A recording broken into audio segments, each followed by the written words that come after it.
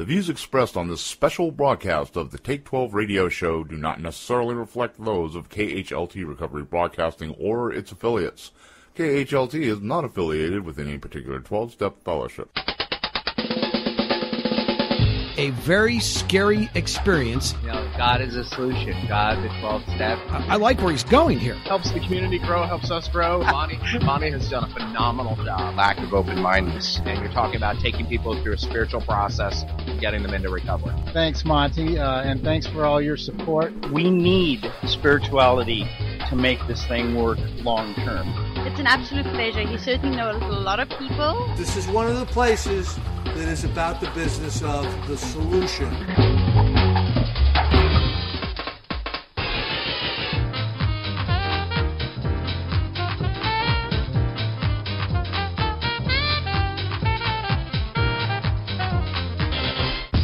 And now, broadcasting on location somewhere in the vast expanse of the Pacific Northwest, it's the over-opinionated 12-stepologist, the Monty Man.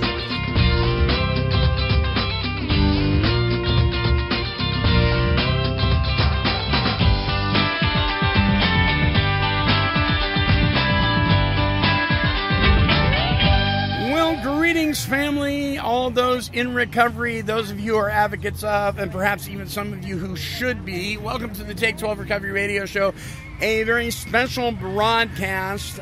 This episode is brought to you by the 12-Step Gazette, the award-winning magazine. I am on location, but I'm not by myself. Toni's here. Hi, Toni. Hey, y'all.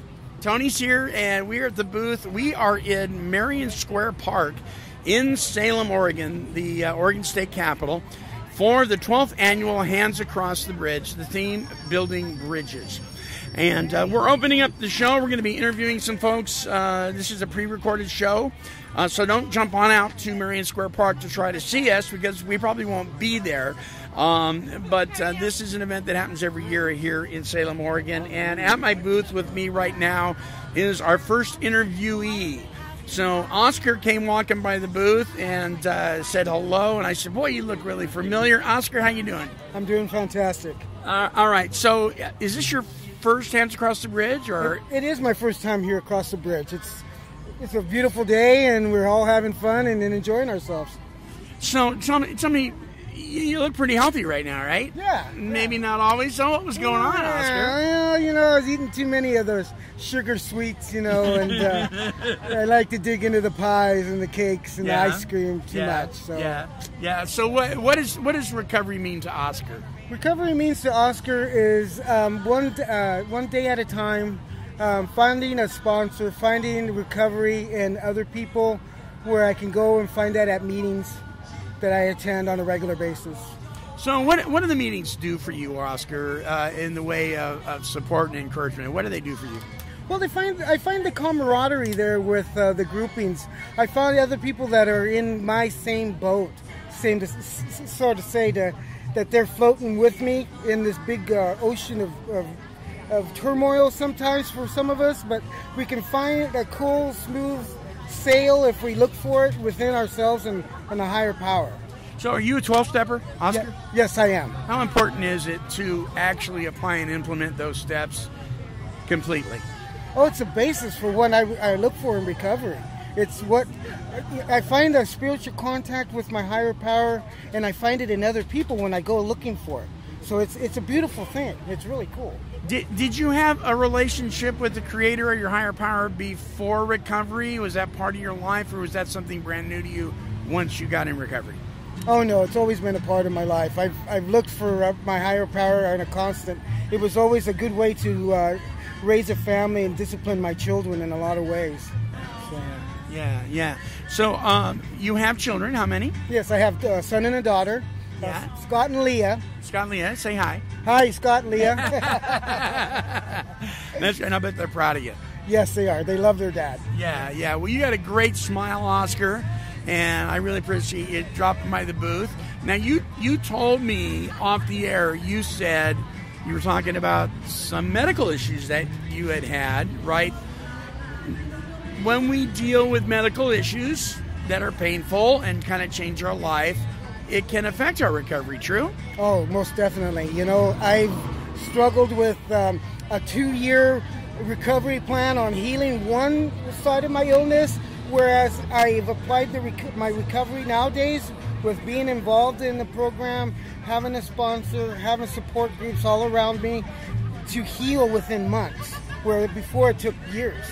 So it's quite a difference. So you had some things done surgically, right? Yes, I have. Yeah. So usually when we have surgery, that means we're going to be spending some downtime, right? Yes. What did you do during your downtime? Was it a time for you to get closer to God? Was it a time for you to reflect? What was going on? It was a time for me to reflect and also reach out to those people around me, my support groups. I mean, they are my support people that were out there willing to help me, willing to reach out and come visit me, come take me to meetings, come bring me a book, you know, coach me as I was laying there in bed sometimes, wondering what to do next. Did you find that you had friends you didn't know you had? Oh yes, that was the joy in finding the support out there in the world. Yeah, that's great. Well, you got a great story, Oscar. Thank you for sharing. Now, somebody's here's with you, and she's just a really good. You guys are like best buds, right? You guys are really good friends. What's your name? Robin. So, Robin, what's this recovery thing mean to you? What's going on? How are you related to the recovery world? Basically, just finding myself and finding a good support system. Yeah, and have you done that? You found a good support system? I have. Yes, I have. Right. So one of the organizations that's here is Project Able, and a lot of the booths here are about peer support, right? How important is it to have positive, encouraging support from your peers? That is almost probably the most important thing in recovery, because you can't do it alone. Right. Yeah. And Toni, you've been doing recovery a long time. Have you been doing it alone? Nope, okay, recently, no. Right. I had somebody who wasn't there, but now I have James, and he's amazing. Yeah, so you've got support. You got support at home. Yeah. You're a co-host with the radio station, so you're doing service work, right? Are you still like a secretary or GSR or something like that at a meeting?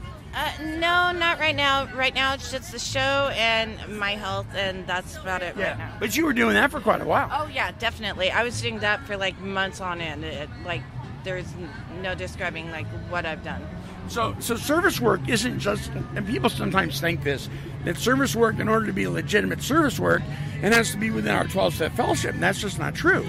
There are so many ways we can serve the recovery community, the society that we live in, right? Would you agree, Oscar? Oh, I totally agree. You bet. Yeah. But it's important that we plug in somewhere and get out of ourselves, right? Yes, it is. It's very important. Very, very, very important. So when we put others' needs before our own, and I'm not talking about the needs that are required. I mean, we got to take care of ourselves first. We do. But sometimes we have these selfish needs that we think, or wants or whatever, and if we can put other people first, set that aside, and actually reach out a hand to them and help them, it enhances our recovery, and it is one of the elements that helps improve our sobriety. True? True. Very true. Yeah, right on. Well, you guys have been doing just that by being on the show today. Thank you so much. Thank you very much. This has been fun. Toni, It's been amazing. It's been amazing. And I miss the baby. Aww. The baby. Well, we have a recorded. You'll have to listen to the show. I won't tell you anymore. It's part of the fun part of the show. It's called Monty Man's Weekly Wine, and we have a little baby that cries. And then I'm the best whiner you could find. Aren't we great whiners? Yeah. So we got a wine. We do a little wine on the air, so we get it out, so we can enjoy the rest of our week. And usually we whine about stupid stuff that isn't worth whining about, but it's a lot of fun. All right. So you're listening to Take 12 Recovery Radio. The way you do that is go to take12radio.com on your internet dial. You can download our app for Podomatic on your phone for Android or iOS. You can listen to us on YouTube, LinkedIn, Facebook, Twitter, Blog Talk, or whatever, any social media. We're on it all 24 hours a day, 7 days a week. Take 12 Recovery Radio, the oldest and original recovery talk and positive music radio station. We'll be back right after this. When you're a prisoner. Wait, what? It's almost time? It sure is for the 7th Annual Hope Fest, Arizona. Saturday, September 29th from 10 a.m. to 8 p.m. in the Yavapai County Courthouse Plaza in beautiful downtown Prescott, Arizona. Live music, local and national recording artists, guest speakers, free family fun zone, car and motorcycle show, the Hopesters Community Resource Fair, food vendors, and so much more. And headlining the music this year, it's Salem.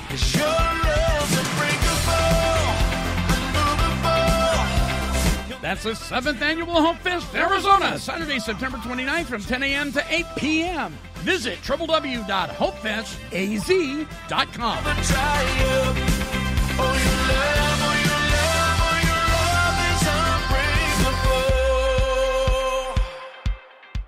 Hey, it's Artie Kornfeld, and you're listening to Take 12 Radio, Recovery Talk, and Positive Music.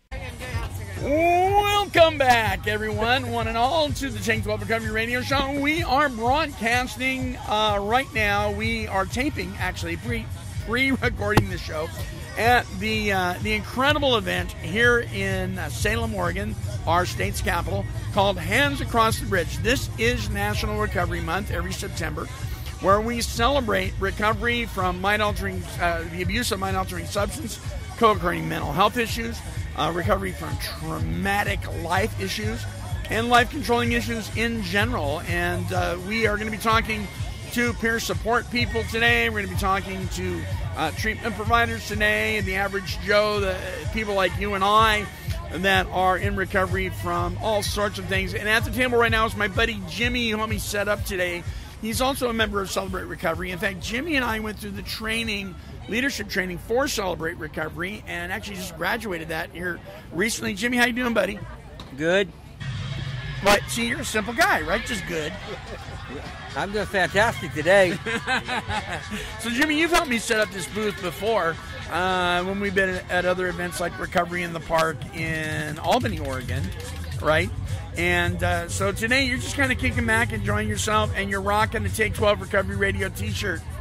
Yes, I am, and I love it. So tell me about, you live in a sober living home, and you probably weren't doing so good at one time. What was going on before you got into recovery, Jimmy? Hanging around the wrong people, wrong crowds, addicted to alcohol and drugs. Yeah. So what brought you out of that? Got tired of it. Tired of hitting bottom. Yeah. So what was the very first thing you did to get help? Went to Christ and started going to AA and CR. So you went to Jesus, cried out to Jesus. You started going to Alcoholics Anonymous. You got some practical application of the STEP program there, and then you continued deepening your relationship with God at Celebrate Recovery, right? Yeah, I did, and I went to 12 steps, and I'm glad I did. Anybody who hasn't took it, they should just take it, because it'll open your eyes. Yeah, amen, brother. I love you, man. Thanks for talking to me, Jimmy. You're welcome. All right, so sitting across from me right now, too, is Mike, a new friend. Not a new brother, because he's obviously been a brother for a long time, but a new friend we just met. Mike, how you doing, bud? I'm doing okay. So, Mike, you are not originally from here. Where are you originally from? I'm originally from California. So, we were just talking about a lot of fires going on there. In fact, there's a few here, too, as well. But today, in downtown Salem, it is pretty doggone nice, isn't it? Oh, it's beautiful. Absolutely beautiful. A lot of activity, a lot of happy faces. And you've got something that you're going to read to me that I think is really worth the listen to, listeners. Before you do that, Mike, kind of what's your story, man? I mean, what's recovery about for Mike? Well, my my abuse happened or started happening when I was 9 years old. I endured it to 18, and I'm 60 now. I'm a survivor. My doctor even shook my hand and said I should not be alive of all the trauma. But God is good, and here I am. And here you are, with a smile on your face and hope to share. So share some of that hope with what you got there, Mike. Okay. This is a poem. It's called One Seed is Enough. A tiny seed fell, and it started to grow. It fell through the cracks so that no one would know. The pain and the fear of that life of abuse, scars, just reminders of the ways of my youth. They called me a liar when I told them the truth. Always so frightened that in life I would see more of those teardrops which started to bleed. Memories so deep that I wanted to die. I had shed so much sadness, my tears started to dry. Grown up so quickly, if only they knew that the seed of the gospel at 14 also grew. The life is not easy when you have PTSD. It's as if inside a war, what a mind can believe. Feeling so worthless, without hope at all. It would be many years when I answered the call. Stumbling through life, all my innocence lost. I did not hope to live, but that one little seed had now started to give. It cut through the stone of a once frozen heart, and it gave me new birth as it cut through the stone of a once frozen start and gave me new birth as it transformed my heart. That seed that was planted so long ago by the love of my Father, that gift I would know. The words of a journey that grew with one seed, who fell through the cracks, now a mighty oak tree. My story had sadness, but much joy in the end. Always be hopeful and trust Jesus, my friend. Encourage each other and spread all that love. We must never forget that one seed is enough. That one seed is enough. Sometimes it's as simple as that, isn't it, Mike? Yep. There's if you have the faith of the size of a mustard seed, you can move mountains. The group Mercy Me sings a song about how it takes just a little faith, and thank goodness, because that's all I got sometimes. Yes, I understand.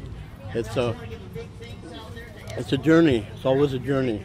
And I should, if I can, make a plug for my Facebook page. Absolutely. It's called Christian Poetry Encouraging Words. Look for the Tweety Bird and tap on that. The guy in the face painting's me. Hey, that's great. Did you write what you just read? Yes, sir. Wow, you are gifted. I have been writing since, it was my way of release growing up. I started at 14, and I can still remember the very first poem I wrote. But as I grew older, I transitioned to Christian poetry 35 years ago, and I've been writing ever since. And I'm hoping to get a book going that would glorify God and encourage people. Amen. Okay, give us your Facebook page one more time. Christian Poetry Encouraging Words. Nice. Mike, thanks for talking with us. Tap on the Tweety. Tap on the Tweety, and you'll see Mike there and some of his poetry. Mike, thank you, brother. God bless you. Thank you. All right, we have ventured away from the booth, and I'm standing here. What's your name? Taryn Davalon. And Taryn, what do you do? Why are you here? What's going on? What we're doing is it's Hands Across the Bridge. It's in remembrance of our friends and relatives that have committed suicide with either mental health or drug addictions. Right. And we're going to be taking flowers, going up over the Marion Street Bridge, and dropping flowers into the Willamette River as a remembrance.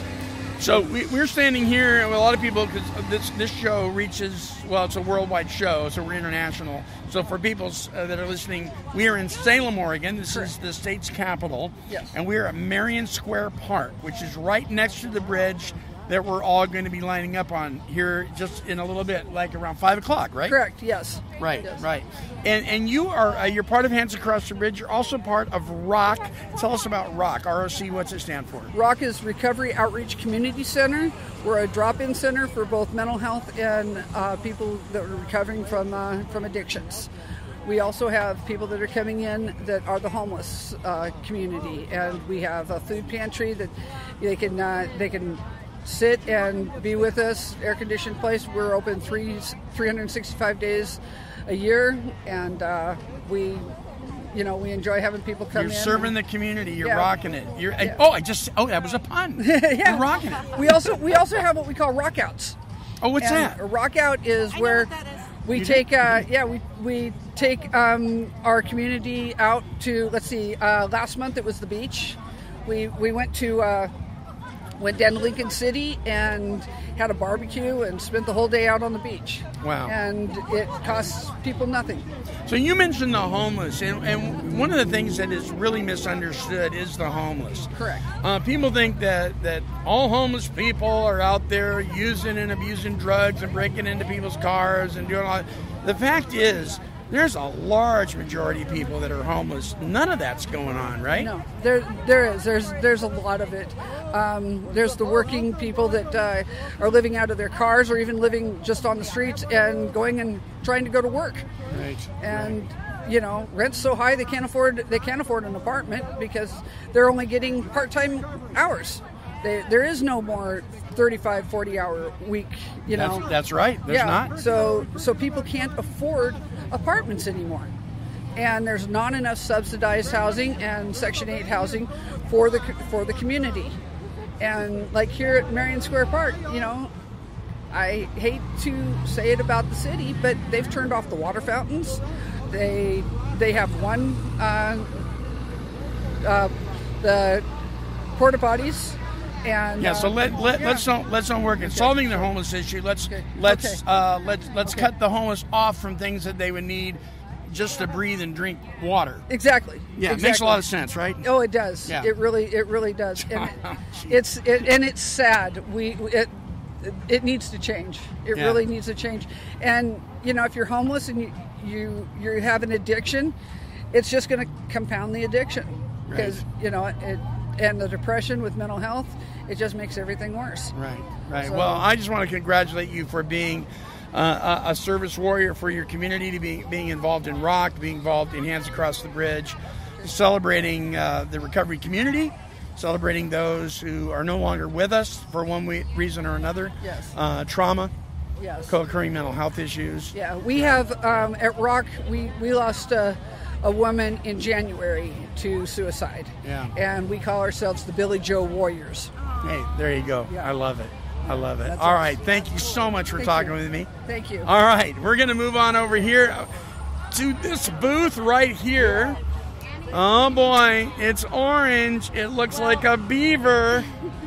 What's going on over here? Who are you? My name is Tamala Unrein. And say it again. It's Tamala. It's like Tamala. Yeah, with the T. Nice. Yeah, and what do you do, Tamala? What do I do for a living? No, what do you do here? What's going on here? We're here representing my son Matthew, who died by suicide 14 months ago. Wow, and so we're sorry. kind of stressing suicide prevention. Yeah. And trying to spread a little love and whatnot today. So is the Oregon Duck thing just your pop-up? Yes, if we didn't have one, we heard at the last minute we needed a quick shave. We're like, oh my gosh, this is all we have. So disregard that. But we are Harley Davidson fans, and so their color is orange and black. So let me ask you. I mean, this has got to be hard topic, but you go ahead. Yeah, really, really hard.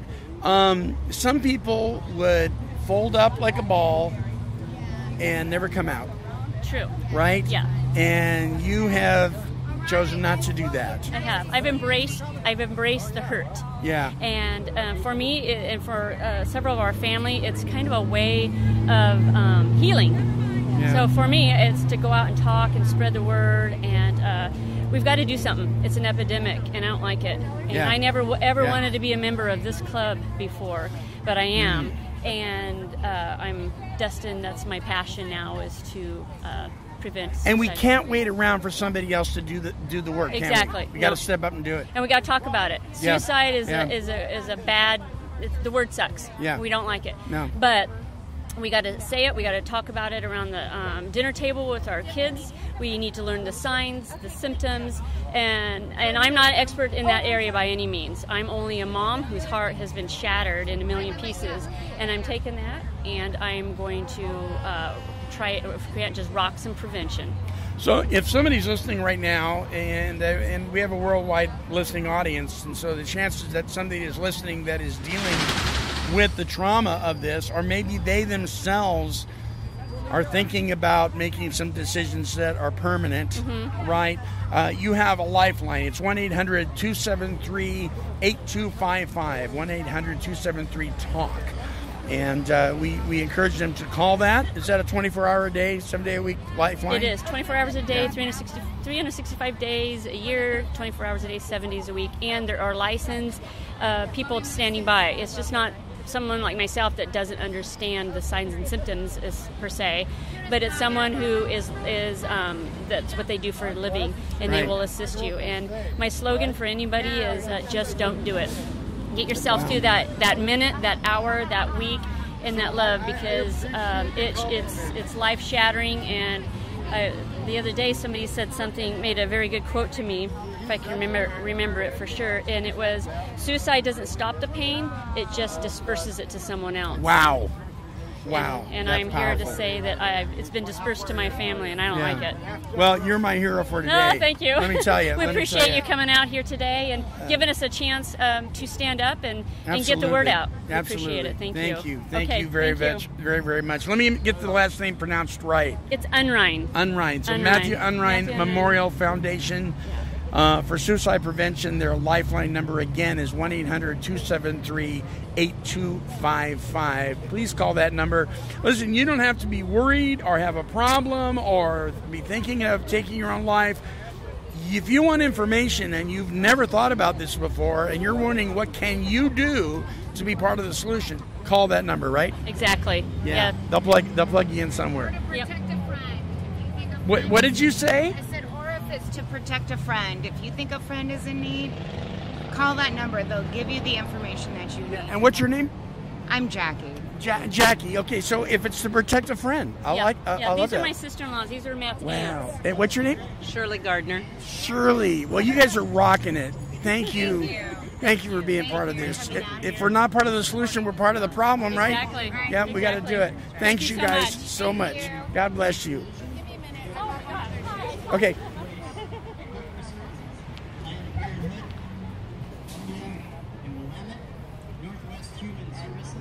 I'm going to interrupt you for a minute. How you doing? I'm Monty with Take 12 Recovery Radio. What's your name? What do you do? My name is Kyle Borden, and I work at the Home Weekend Resource Center over on Union Street. I work with youth between the ages of 11 to 17, and we just offer them basic services, a safe place to be, and a place to feel accepted and welcome. So is it a drop-in center? Is there no questions asked? We're here to help. Give us kind of a criteria of somebody's looking for some assistance. Yeah, so we're a drop-in center, and we're open every day from 12 p.m. to 7 p.m. And basically, if a youth wants services and wants to be helped in one way or another, if they just want a meal or if they want to find assistance with applying to local agencies or anything like that, federal assistance, stuff like that, they can come into our center, quick little 15-minute intake, and then they're free to come in at any time in the future and access whatever we have. So you have resources. So if they need help for recovery issues, mental health issues, trauma, that kind of thing, you have places that you can send them and suggest they go and plug in? Yep, we have programs at our center, and we also do referrals to other places in the community. We have pretty positive partnerships with a lot of people, so whatever youth needs help with, we can help them access it. All right, excellent. Thanks for talking to me. Yeah, thank you. Do you guys have a website? mycommunityaction.org. mycommunityaction.org. Yeah, we're a part of Community Action Agency. Nice. Thank you, my friend. All right. God bless you. Yeah, you too. All right. My name is Monty. And I do the Take Talk 12 Radio. Recovery Radio, yes. I already got one of your cards, actually. And what's your name? Oh, my name's Steve Grady. Steve Grady, how are you, brother? I'm doing well. I'm doing really well. Actually, that's the young lady I talked to right there. I got one of your cards. Yeah, Toni. Good. I don't know what I do with this in my Well, pocket you need to check. somewhere. You need to check out our show. Yeah. That's I actually work. What are you doing here today, buddy? What Well, you're today volunteering? I'm volunteering. I'm just walking around and making sure things are picked up. Yeah. That everything that we crowd control basically, and Right. That's just volunteering because I love working with people. That's what I do. I work for The Rock. Yeah. Oh, nice. We run ROC. Yeah. And that's what I do. I've been doing that for many years, recovery stuff. Well, thank you for your service. Absolutely. Right? So Well, you're a thank you member for of the your service. You're a member of the doing recovery service. community, so we're brothers, man. Yeah. Right on. So thank you, buddy, for talking to me. There it is. Bam. Well, we'll be here all day, so you There's can your get card. Okay. I ought to put them together here. Dual Diagnosis Anonymous, DDA. I just like the name of that, Toni. You like the name of that? I love the name of that. So because actually, it is a real cause. It is. I'm actually experiencing that just in a different way. You got dual diagnosis going on right now. I do. You and me are dual. We are dual. We're co-hosts. Yes. So Toni J, our co-host for our Monday show, is here with me at not Recovery in the Park. I said that earlier. That's the other thing. That's in Albany. No, for hands across the bridge, building bridges is the theme in Salem. Yes. At Marion Square Park, and I'm standing here at the booth for Dual Diagnosis Anonymous of Oregon. And this is our founder. This is our founder. And that's a picture of your founder. Monica. He's the one that brought DDA. So what is your first name? My name's Cassandra. Cassandra, my name's Monty. It's good to meet you. Good to meet you. And I'm an outreach specialist for dual diagnosis. So I know some people might think, well, yeah, we know what dual diagnosis is, but not everybody does. So tell the listeners, what does that mean? Well, we celebrate. Well, we recognize recovery in two different ways: the mental aspect and also the addiction aspect. And we address both of them together. Really do go hand in yes, they do go hand in hand. A lot of us, we self-medicate. Do we really know too many people that are simply alcohol abusers and that's it? No. Or narcotic abusers and we used to think 60% of the people that dealt with substance abuse had trauma issues. Now I think it's 100, right? It's quite a bit. In fact, I've had a lot of folks, listen to our groups and come back saying, guess what? I'm dually diagnosed. Everybody doesn't recognize that they are actually dually diagnosed. Right. So you guys have support meetings? Yes, we do. We hold them at various nonprofits like The Rock, Project Able, which I'm also affiliated with. I'm the lady with a lot of hats. And we also hold them at the State Hospital. And we have groups, step meetings. In fact, I'm conducting a step meeting there. We also have them conducting one outside near the State Hospital on Recovery Road in the Gary Scholander Empowerment Center. Also at the Hope, right here in Center Street, and the SOS Club. We also hold. The SOS Club. You know where that is? No. The SOS Club. Oh, well, we're good. We got to take you to a meeting over there. I must be educated. You want to go to some old timer hardcore stuff? Go check out the SOS Club. Love those folks over there. And you mentioned Project Able. I thought you looked familiar. Yeah. So myself as well. Right. Myself and several of my colleagues have gotten our certification and CEU credits and so forth through Project Able. You guys do an awesome job. Yeah, right now I'm going through the recovery wellness program, which is 80 hours. 80 hours. Almost done. 4 more days. Yeah. And which, it's tied into what we do here at Dual Diagnosis. Yeah. And it enriches, like I say, I do this. I don't go over there to these classes to enrich my knowledge. I do it to enrich your lives. Yeah. Amen. Thank you for your service so much. And who's this standing next to you? This is Emil. Hey. What's your name? Email. Say it again. Email. Email. I like that. Like email? My name's boring. Oh, my name's boring too. My name's boring. So what do you do at Dual Diagnosis? Oh, I facilitate meetings. Oh. So. Okay, yeah. So you see a lot of things going on, right? A lot of people struggling and a lot of people recovering. Yeah, people struggle and they come, and some people have recovery in other places, and then they come to the meetings, and so it's just it's all around thing, where if you have a problem and you want to deal with it with the 12 steps, and it's there for you, which we've been making efforts to get it more self-supported and stuff, but mainly it's there's a lot of help involved, a lot of people that like to be there for each other, and it's a good place to get people together with the same problem to help each other. Do you guys have a website? Yeah, and I. Yes, it's Dual What is it? Diagnosis of Oregon. Oh. And we're looking at a pamphlet here, so we're going to find. The pamphlet. There it is. And Searching. I'll bet you if you Google if you Google dual diagnosis of Oregon, there it is. There right it there. is, right in here, but it says Jennifer. Okay, yeah, so here it is. Here it is. www.ddAOFOREGON.com. Right. So one more time, www.dd for dual diagnosis, A for anonymous, OF of Oregon.com if you want to check that out. And their toll-free number is 877-222-1332. Thank you guys for your service. Thank you guys so much. Have a good day. Thank you. God bless you. All right, thanks for getting the word out. Have a great day. All right, we're going to take a break, Toni. Break time. Break time, yes. And then maybe I'll try one. Yeah. Oh, I'm scared. We are down here at Marion Square Park, right next to the Marion Bridge. Here at 5 o'clock, in a couple hours, people are going to line up on the bridge. They're going to be throwing flowers off into the water.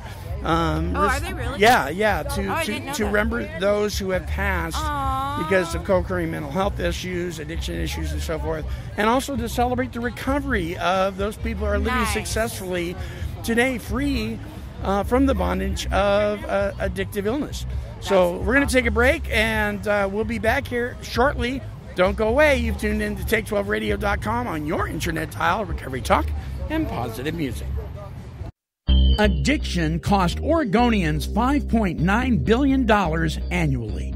Hi there, this is Monty Meyer, CEO of Oregon's Take 12 Recovery Radio, with an urgent message for everyone who calls Oregon home. Did you know that in regards to adequate addiction treatment, there is no single point of accountability or authority within our state government, and that there are no people in recovery in the decision-making roles? For this to change, we need you to stand with us. We are Oregon Recovers, and we recognize the frustration of no meaningful prevention programs, long wait times for treatment, and poor aftercare. Isn't it time to get off the sidelines and plug into a solution that is stable and lasting? To begin that process, visit us at OregonRecovers.org and stand with us today.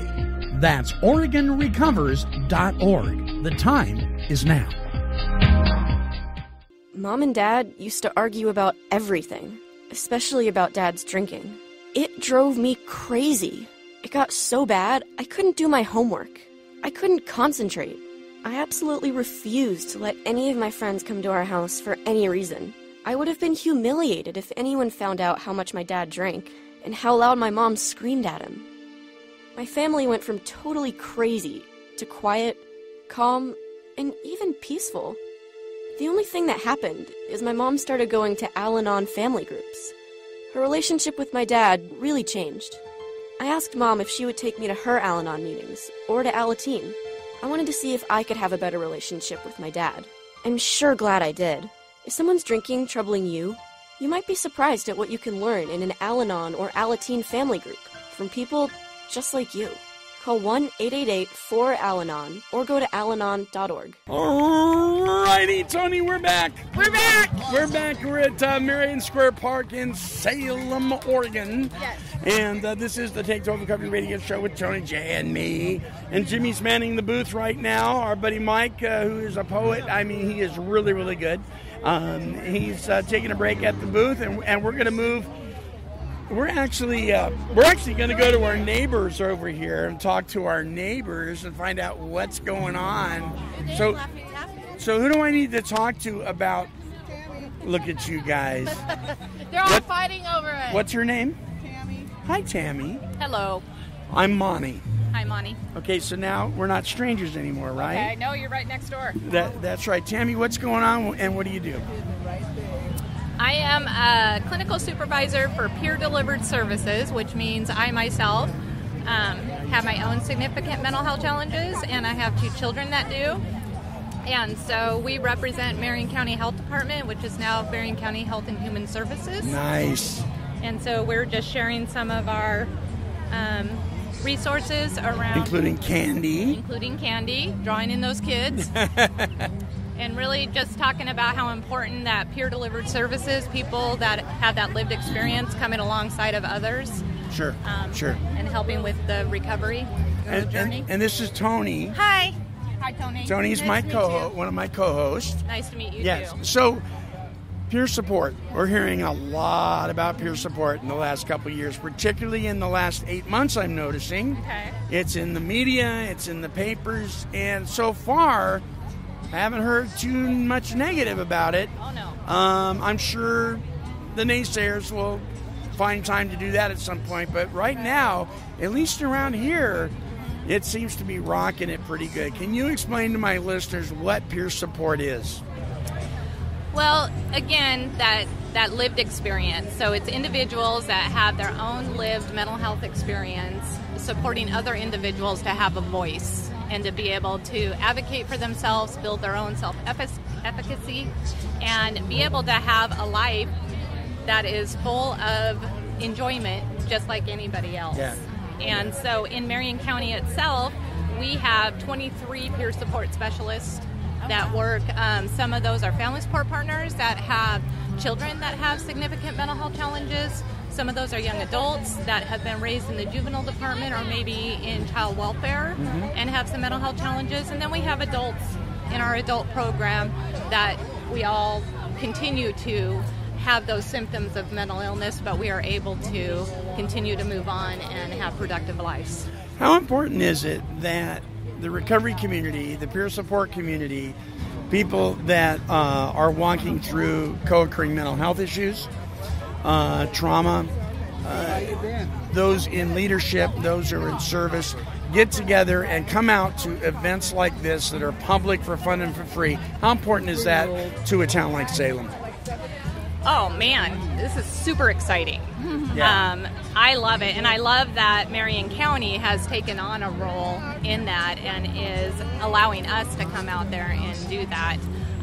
As a clinical supervisor for peer delivered services, that's kind of a new concept, and what that is that you have to have had that lived experience yourself in order to be the supervisor of peer support specialists. And so I know I'm kind of off the importance of the question I think that you asked, but I just think being able to be out here and be a part of this and show that the county really cares about. People don't know what they don't know, right? Right. And this way people can know what they know. Right, exactly. Yeah, and then we can take responsibility, step up to the plate, and do the next right thing. Correct. Yeah. Yeah. So we're going to be moving over to Project Able. Oh, yes. Really good friends of mine. That's where I got my certification. Yes, indeed. I'm a peer support out at the Adult and Teen Challenge Center. In fact, I'm director of education out there in Shed, Oregon. So we're all just a bunch of peer support knuckleheads. Yes. Yeah. Well, we're all knuckleheads anyway. Everybody's a knucklehead. Thank you so much for talking to me. Do you guys have a website? You know, Marion County does have a website. Do you know the actual? co.marion.com. We're going to find out. She's looking it up. So, again, we are at the Hands Across the Bridge, building bridges here in Marion Square Park, right next to the bridge. At 5 o'clock, in 2 hours, we're going to gather on the bridge, and we're going to be throwing stuff off the bridge and hooping and hollering. Okay, we got the website? Yes, co.marion.or.us/HLT/. The nice thing about podcasting and broadcasting is you can rewind. And you can get that address again. Thank you so much. All right, thank you for talking with me. All right, we're going to be moving over to Project Able next. Do you want to try this? Sure. Okay. So listeners, Toni has never done this before. Never. So be patient with her. Please. I'm going to give you the. Oh, Lord. He's handing over the reins. Do you want the headphones? Yeah. Do you? Okay, I'm going to give you the headphones. There you go. Hi, Project Able. So I'm Monty. I'm Toni from Take12Radio.com. Nice to see y'all. Nice to see you. And you're a mentor of Monty's, I see. So, tell me about your organization. Go. You to go? Well, we are a nonprofit organization. We do peer services. We connect with individuals out in the community, peer support. I'm getting nervous. We're a nonprofit that works with folks with mental health issues in the recovery models. And how we do that is through our 3 programs. So my services are peer-to-peer support services. The programs we do that under are wellness, trauma, and vocational rehabilitation, or VR. And we have a calendar of events that happen at ABLE Monday through Friday, 10 to 5. Everything that we talked about as far as the programs go, they're all incorporated in that calendar. We have a Voices of Vision groups that meet. We have self-esteem, arts and crafts, all kinds of fun stuff. So anybody can just hop in and participate with whatever's going on. So if they're not here today, how do they get a hold of you on like the website or anything like that? We have a website. It's projectable.org, and you can reach us at 503-362 363-3260. Sorry. It's the only phone number I know. Okay, no, let's repeat that. Go ahead. 503-363-3260. So, is there a certain age group or is it just anybody? We are 18 and over. 18 and over? Okay. So how'd she do? Awesome. Great. All right. Everybody give her a hand. Yay! Good. She also helped me cross the street. Yes. Oh, nice. Nice. All right, we're going to take a break, and we'll be back right after this. Thank you, Toni. Good job. Thank you. Individuals in every community are living in recovery from mental and substance use disorders. Begin your recovery journey. Join the Voices for Recovery. Strengthen families and communities. Well, welcome back to the show, and yes, we are still at Marion Square Park, and we are enjoying really great weather. There's a lot of people out here. This is National Recovery Month, September. Every September, there is usually a Hands Across the Bridge event in most major metropolitan cities, and it is no different here in Oregon's state capital of Salem. We are at the base of the bridge at 5 o'clock. They're going to be gathering on the bridge to remember those who have passed due to co-occurring mental health issues, traumatic events, maybe drug and alcohol abuse, and other forms of life-controlling issues where people just aren't with us any longer. Also celebrating at that time, it's the people that are in recovery, people that maybe are struggling to stay in recovery, people that have recovered and are giving it away.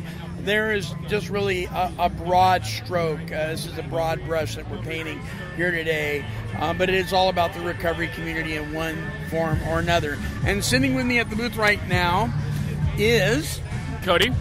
Cody and I just met here a little bit ago. He came by the booth when we first set up and wanted to have a chat with me. Cody, how old are you? I'm 34 years old. 34 years old. Do you live here in Salem? I've lived here since I was 7 years old. Okay. Cody, you are current homeless, and I asked you off the air, was it by choice or by circumstances? And you said? By both, actually. My choice led to my circumstances. Yeah, that's a really good way to put it, right? So you're owning some of that. Yeah, I own all of it, actually. Yeah, good for you. Good for you. Now, owning it, though, isn't real comforting unless there's some light at the end of the tunnel. Is there? There's always light at the end of the tunnel when you're talking about recovery and stuff like that, because you learn that there is hope in everything you do. Yeah. So, hope and hopelessness, right? Hope and hopelessness. Yeah, yeah. So, okay, drug of choice? Methamphetamines. Okay, and did it take you further than you wanted to go? In bad ways, yeah. Yeah, yeah. Did anything good ever come of it? Being able to communicate with my fiance, but then again, I learned the wrong ways to communicate with her. Yeah, yeah. So for the most part, it really isn't your best buddy. No, I never was. Yeah, yeah. Okay, so how long were you using? I was using for about 2.5 years. And how long have you been substance-free at this point? 1 week. 1 week. So congratulations.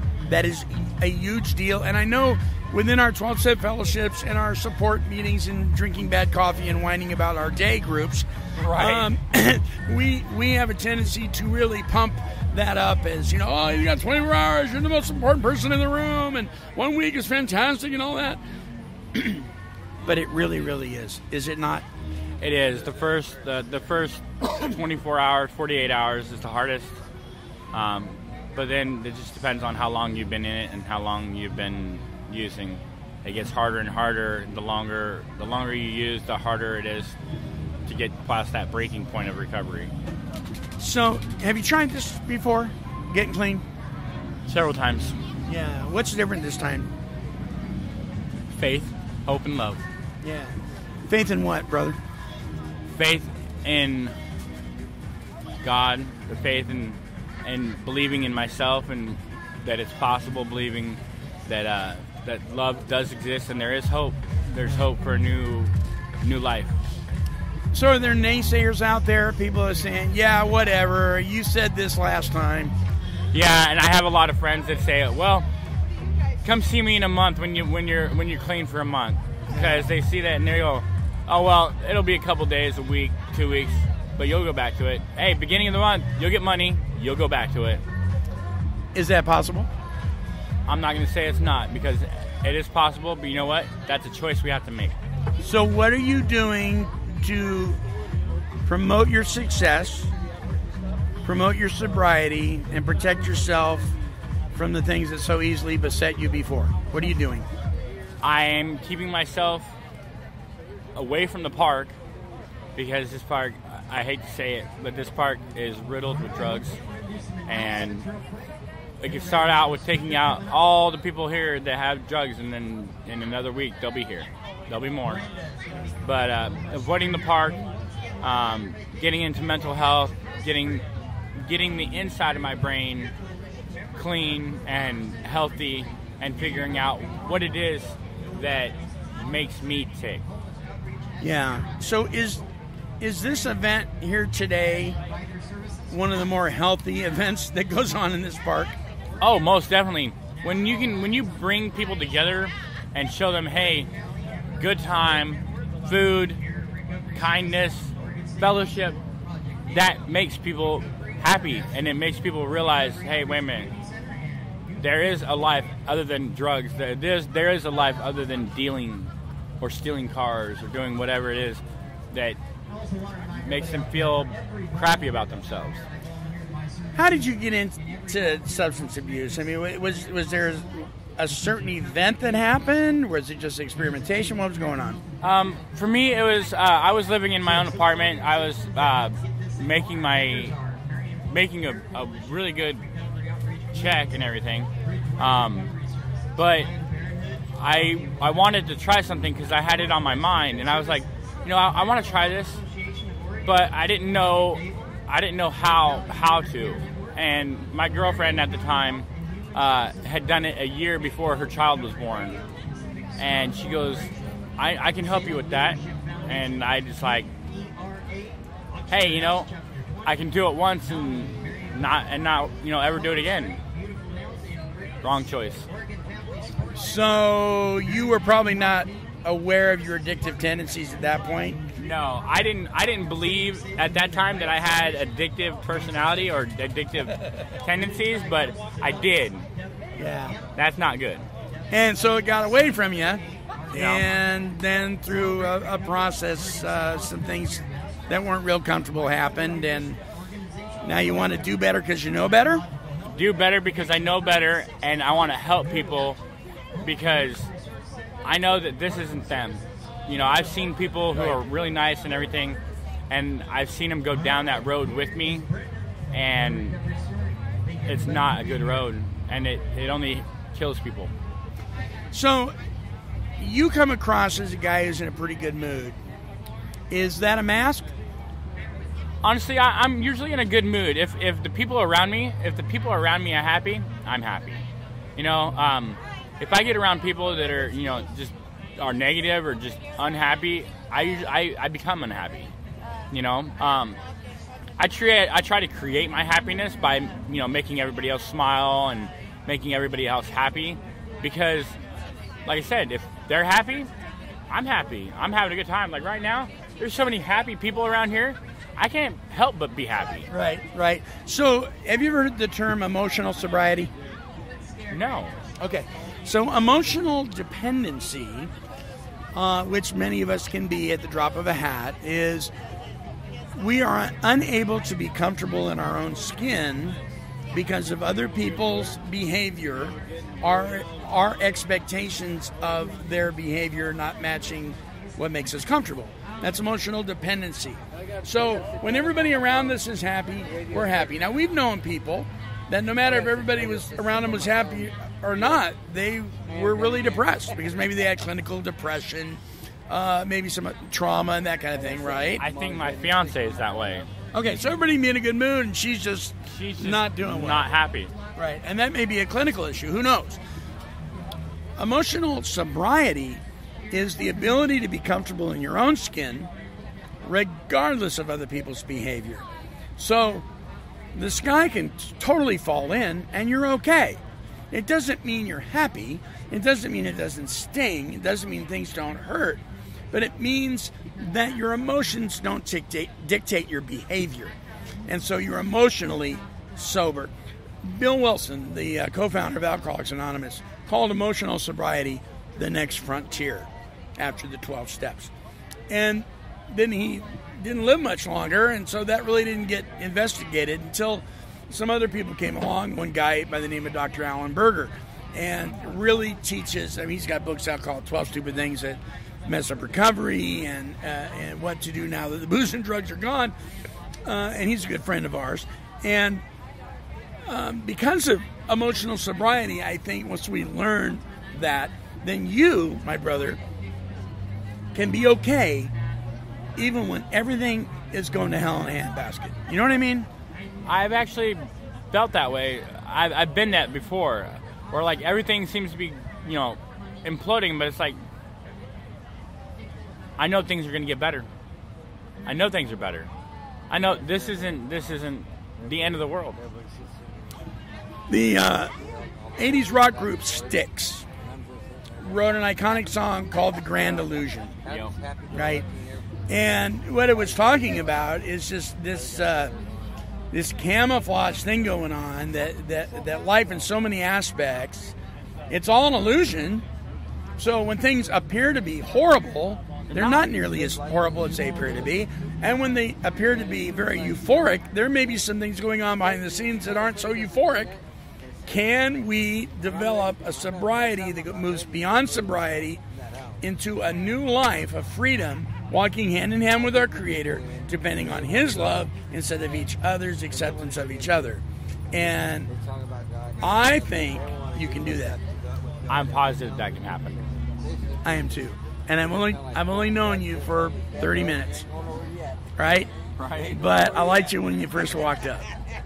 Thank you. Brother, thanks for talking to me. Thank you for talking to me. All right. What would you say to the person listening right now that says, yeah, but you don't know my circumstances, I'm screwed? Every circumstances are different, but the moods are the same. Be happy, feel happy, dress good, feel good. Dress good, feel good. Yeah. Go get a haircut. Do something like that, right? Makes you feel better. Hey, if you need a facial, go get a facial. Go get a facial. I know people that need facials, but there's no hope for them. Hey, there's a place called Pearl that does facials and everything. $110, I think it is. Man, here in Salem. Oh yeah, it's right downtown. Yeah, there you go, Pearl. You just got a shout out. All right, my brother. Thank you so much. You have a wonderful day. All right, you too. Awesome. Don't go away. All right. All right. All right. This is the Monty Man. Toni, how you doing? I'm good. Okay, it's a long day, right? Very long. Jimmy, how you doing? I'm fantastic. All right. Did you get hot dogs? Yep. All right. So come on out to Marion Square Park next year, because this is pre-recorded. Don't come out here right now. We won't be here. But anyway, check it out. You can go to the website and visit and learn all about Hands Across the Bridge. Tony's got a snow cone. I got a snow cone. Jimmy's got a snow cone. I'm happy.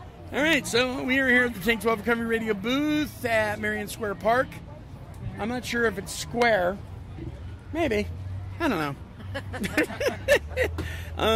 So it's kind of waxed and waned. I mean, we had a lot of people, and then it kind of dropped off a little bit, and then we're starting to pick up again. At 5 o'clock, people are going to be going across the bridge right here in celebration of people in recovery and people that have been lost to addictive illness, mental health issues, and trauma.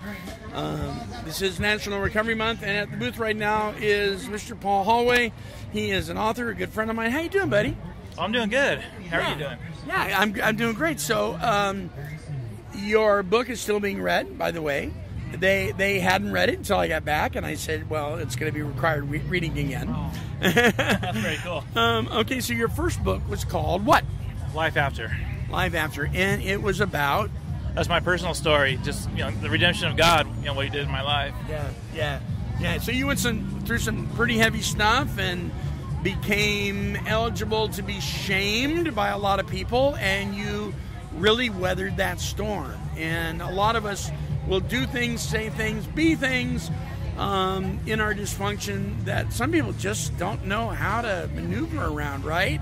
And you did it through the grace of God. Oh, amen. Yes, yeah. For sure. And then your second book. Yeah, it's called The Shame Identity.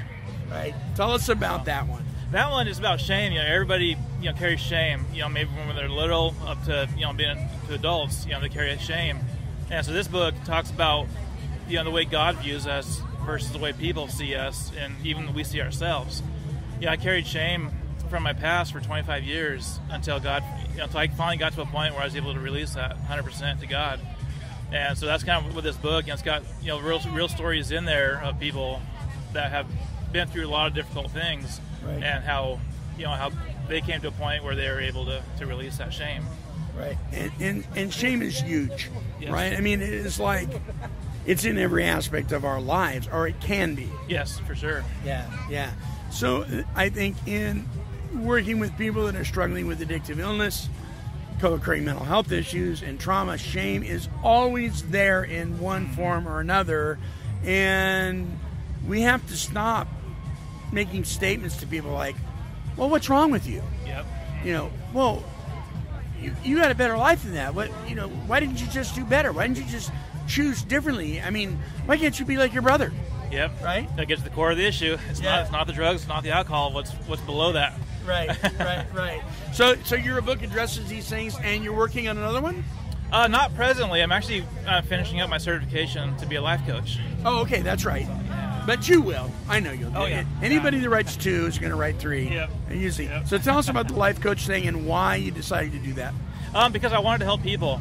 Just writing my last book, just through the people sharing their stories, they found healing in that, and so God brought the idea to me about being a life coach and and helping people in that aspect. Right.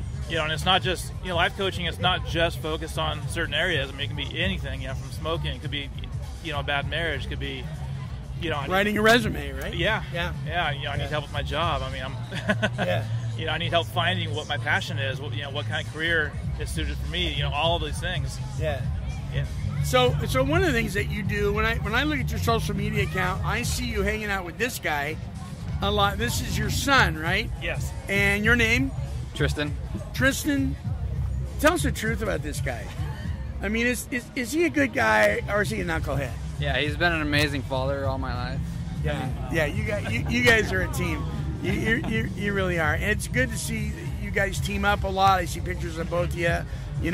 Tristan, you're almost as tall as this canopy that we're standing under.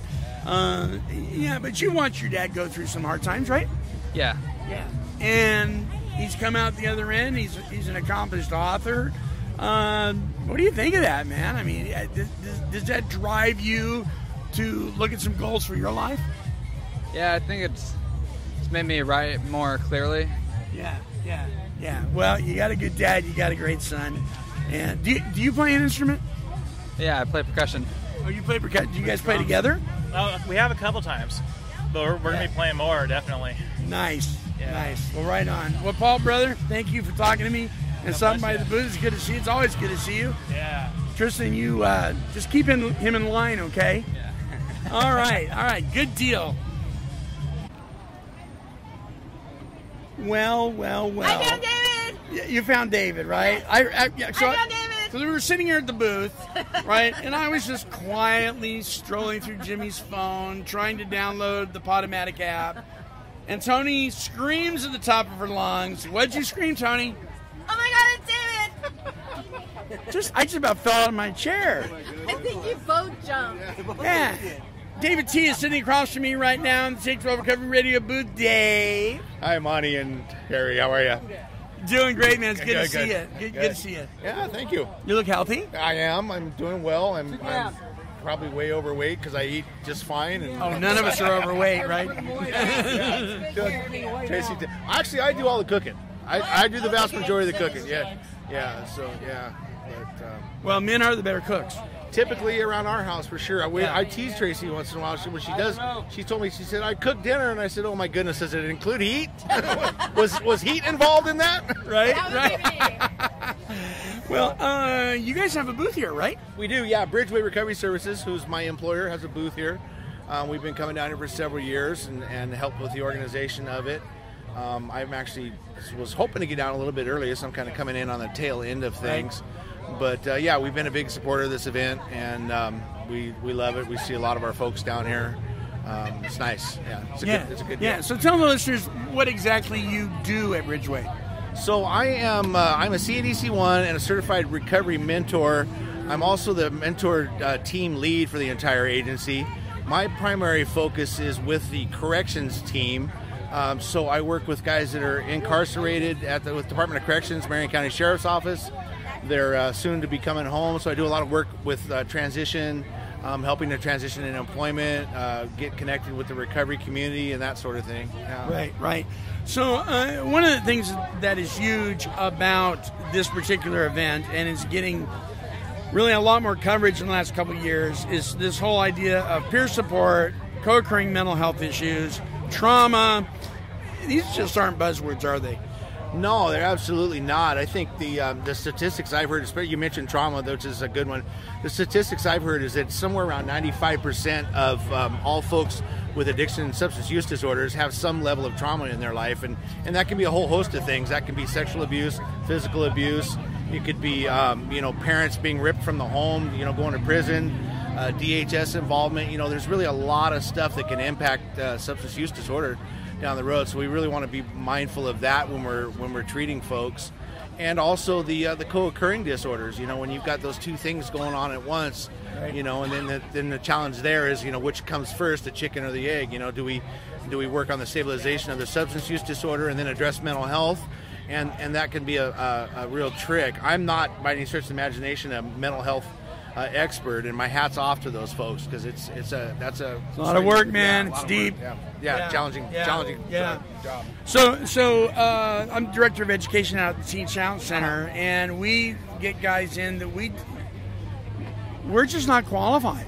We're not qualified, and to deal with some of the things that are going on. We have a gentleman in there right now who he sat in my office, and I did a reading comprehension test with him, because you know how we are. If we can get one over on somebody, well, I got ADD, man, I can't read. I said, you mean you have dyslexia? Oh yeah, that's it. Yeah, right. So I have a little test that they do. Sure, he didn't have dyslexia. He had a little delusion, a lot of denial, and that kind of thing. But he definitely had ADHD issues.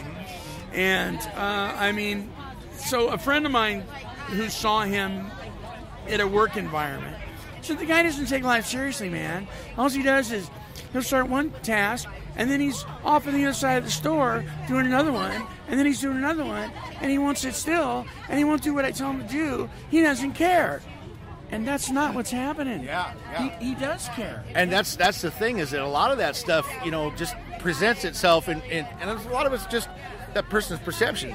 But it does present itself as like scatterbrained, or they're not just paying attention, when it's it's a legitimate diagnosis. And so we work really hard to be aware of that, and work in collaboration with the primary therapist, as peer support, say, hey, these are some things I'm seeing, and maybe we need some referrals, maybe we need to do some more screens and that sort of thing. and absolutely sitting down with them too, with just having that initial talking to a conversation about how do you read, what way do you learn best, and those sorts of things, and there's a lot of times there's some stigma and shame and guilt around literacy challenges too, and so they'll say, hey, I'm ADD, when in reality it's just they never really learned how to read, and so that kind of stuff, and so it's a whole exploration with each individual, And so you throw methamphetamine and opiate-based pain medication and all that kind of stuff on it. And look at this. You got friends. Hey, what's up, buddy Josh? Buddy Josh. Yeah. See, now we got your number. Hey, recovery rocks, man. So your name's Josh? Josh, yeah. All right, go away. You come in the entourage, Dave? I got my people around here. Yeah, that's funny. So, is it a different world today? I mean, you and I kind of come from old school big book thumpers and all that kind of thing. Is that old saying, the more things change, the more they remain the same, true? Or is it really a different world today when we're talking about substance use disorder? I think it's different in that there is some science that is known now that didn't used to be, and mostly around our ability to see what's going on in the brain in real time around scans and things like that, PET scans and that sort of thing. That's given us some insight there. I think the medical community has gained some insight as a result of some of that, and so there's a little better understanding with the medical community about addiction and the pathology of it. But I'm still kind of old school too. Me too. Yeah, I don't ever want to lose the value of the 12-step the foundation. The foundation, absolutely. And I believe in my heart of hearts that this, we're seeking a chemical solution to a spiritual problem, and so treatment's got some different ideas about that. I think the folks that I talk to, I really try to help them see that distinction. Treatment has a lot of value. There's educational pieces to it and stuff like that. But at some point, treatment's going to end, and then what are you going to do? You're going to have to do some recovery, and life is going to come at you, and hopefully, you're going to have a good program to get supported through that stuff. So one of the things that we're trying to implement more, hopefully in many more faith-based recovery programs, is stop trying to change the behavior and change the heart. Because you can hold somebody's hand behind their back and they're going to do what you tell them to do, and they can do that for a year. But if their heart doesn't change, right, they're probably going to go back and do the same thing again. And that could be kind of a hard nut to crack, especially in the faith community, because for years they've been very, just buck up and do better, love God more, just get more spiritual. What's wrong with you? Blah blah blah. Yeah. Do you think it's getting better? Now you're of the Jewish persuasion. Very good friend of mine is on my board, Dr. Alan Berger, author of 12 Stupid Things About Recovery. He's of the Jewish persuasion.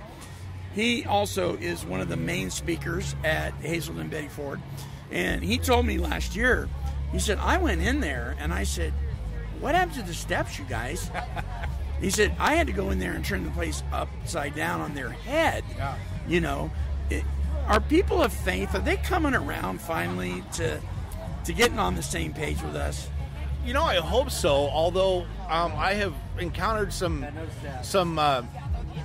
faith, some beliefs, maybe even some dogma, I'm not sure. Some pushback? Some pushback where a lot of folks feel like if they adhere to the AA program, it's somehow not worshiping. It's not biblical, it's right? It's not biblical, that sort of thing.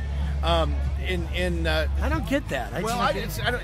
In a way I do, because in Judaism we got to think all the Avodah Zarah, which is forbidden worship, right? So idolatry and those kinds of things. Okay, sure. And so I think some of the it can be that way. Sure, yeah, absolutely. Right, but can't say anything. Yeah, I think anything can. And so which it's kind of sad to hear that, because I've seen guys that struggle with addiction issues and they've gone strictly to faith-based and they say, hey, I'm not going to do anything with that 12-step stuff. And I don't think that they have to be exclusive of each other at all. I think I think that they're separate from, but in addition to. I don't know if that makes any sense. That's a belief that I have. it's open to all spiritual principles, man, is really at the bottom line of the thing. And I think a lot of it is that contempt prior to investigation, really, quite honestly.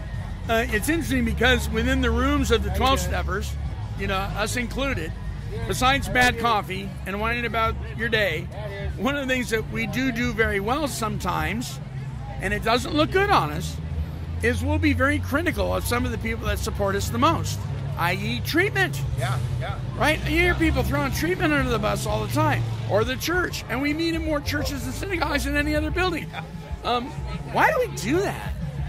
I think it's just it's alcoholic addicts acting like alcoholic addicts. Yeah, I think you're right. It is kind of sad because there is a lot of you hear a lot of the old timers say, well, AA was fine until all that treatment jargon came in, and but was it? I don't know. I don't know. What's either. interesting to me is that at the heart of the 12-step programs, it's cognitive behavioral therapy. You mentioned it's about changing your heart and changing up your belief system, cleaning up your mess, going back and taking care of that stuff so that you can live spiritually at ease as opposed to spiritually diseased. Sure. So I think it's perfectly appropriate to have those conversations about, and you can do it without being dogmatic. You can do it without doing spiritually dogmatic, religiously dogmatic, treatment dogmatic, any of that stuff. Because, there's dogmas and all that, Yeah. And so we need to honor that, I think, a little bit. What are you going to say? Well, and if I recall, in your early recovery, you had your own share of trials and tribulations, correct?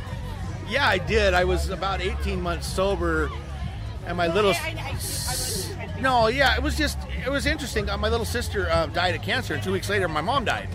And I learned some things through that. I'm grateful for the experience. I'm not grateful that obviously that I lost my mom and my sister, but I'm grateful that taught me something very early on. I stuck very closely to what I was taught, my sponsor and the meetings and my supports and things like that. And it taught me no matter what, we can get through that stuff, And were you surprised that you actually did? I think in retrospect, yeah. I mean, at the time I was just going through the motion, but in retrospect, I look back at it because that's not a natural state for me. My natural state is to respond with go get loaded, go check out, or whatever. And 2 Max on sale right now for $5. By the way, I know it very well, and it may have a different label to it. Yeah. But what's driving that? Sometimes it's the same stuff. Oh, absolutely. Yeah, I believe so too. Yeah. And so that's the heart of this thing is looking at what the driving behaviors, the underlying stuff, and getting that dealt with, and that's what the 12 steps have helped me do. I'm grateful. So things like this that are going on here today, and this is the 12th annual, right? Things like Recovery in the Park, there's all sorts of towns doing that. More and more are doing it all the time. It seems like it's taken a long time for this part of the country to do more than just service conventions and meetings. But I think we're getting better on the West Coast and Pacific Northwest. How important is this kind of stuff for our community to see? I think it's extremely important. I think it's important for our community for the community at large for us to be visible. So that our community can see that that we can heal, that we can turn stuff around, that we're not going to be stuck with as a felon or a convict or an addict, those labels. And I think it's important to see that we can contribute. You mentioned that it's taken a while for this region to kind of come around to some of that stuff, and a lot of that I think that it's socially we're a fairly conservative region, and there's a lot of real law and order kind of stuff, mindsets that have been prevalent around here. And that's changed quite a bit. And one of the things I enjoy a lot about working in Marion County, because I work real closely with the sheriff's office and parole and probation and stuff. They're extremely forward thinking about this stuff. They're really progressive, and they're working on recidivism. What works, not necessarily locking a guy up every time he uses whatever. Letting treatment work, letting peer support stuff work. And it's been a real joy, because I can tell you not every county is like this. I've done this in a couple other counties, and they can be pretty hard-nosed. So yeah, this stuff is absolutely important to do, and let folks see that that we can. How is drug court doing in Marion County? I don't have a lot of experience with him right now. We used to have the drug court contract, and Judge Graves was presiding at that time, and I was associated with that. But I haven't really had much exposure to them now. So far as I know, they're doing well. That's a great program. A lot of structure, a lot of accountability. They work really hard to get the participants in some structured housing, sober living environments like Oxford and that sort of thing. And that's another thing about these kinds of events is it allows the community partners to come together and stuff and work with each other too, and that's huge. And the other thing is we're right smack dab in the middle of a very dysfunctional park. True? It's kind of a trip. I remember coming through this park several years ago, probably 15 years ago. I was on the road. I was coming back actually from a drug run myself from Portland, and there was a body, an ambulance is over here in a body bag and stuff like that, and the guy had OD'd. And I just kind of chuckled and went about my way in my drug-induced stupor, Yeah. But I look back on that, and I think, why it's too bad I don't understand the gravity of what I was looking at the time. So, this park's got some history. Yeah, it sure does. Well, Dave, thank you so much for talking with me. Yeah, it's really great to see you. I hope you continue to celebrate National Recovery Month. I will. Through September, and we will too, brother. Awesome. All Thanks, right. Monty. I appreciate it. You betcha. Cool. My buddy Dave T sitting here with Toni and Jimmy and I. And we'll be back right after this. During a rally in the evening of July 1958, dozens of gang members from the streets of New York City came forward to turn their will and their lives over to Jesus Christ, including Nicky Cruz from the street gang, the Mau Mau's. The morning after the rally, Nicky and his gang, along with other gang rivals, traded in their weapons for Bibles. This was to be the beginning of the world's largest and most effective faith-based treatment program for those living with life-controlling issues such as alcohol and narcotic addiction. The author of The Cross and the Switchblade, Pastor David Wilkerson, would commit his life and passion to working with men and women from all walks of life through the founding of the International Ministry of Teen Challenge. Well, the worldwide ministry of Adult and Teen Challenge is stronger than ever and reaching more addicts and alcoholics seeking recovery every day. If you or someone you know is in need of freedom from the bondage of life-controlling issues, visit teenchallengeusa.com for a center near you. And if you are in the Pacific Northwest, call 541-491-1002 to speak with an intake coordinator. Adult and Teen Challenge, putting hope within reach. Well, welcome back, everybody. We have returned to the show by bringing you back into the studio, located, of course, in Albany, Oregon. What a great event. The Hands Across the Bridge with the theme Building Bridges at Marion Square Park in our state's capital, Salem, Oregon. This event was primarily sponsored and organized by Marion Polk Peer Coalition, and we are so grateful to all those involved. Project Able, the Rock of Salem, and, of course, all the participants, all the vendors, all that joined hands across the Marion Street Bridge in celebration of National Recovery Month. Listen, for all of our shows, visit us at take12radio.com on your internet dial. And until our next broadcast, this is the Monty Man along with the Take 12 Recovery Radio family, and we're wishing God's perfect serenity for you. Bye-bye now.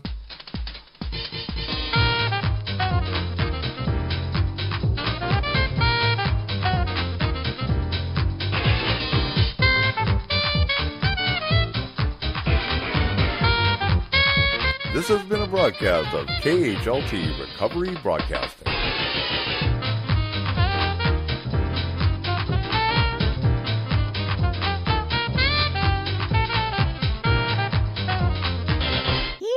Kitty, kitty, kitty, kitty.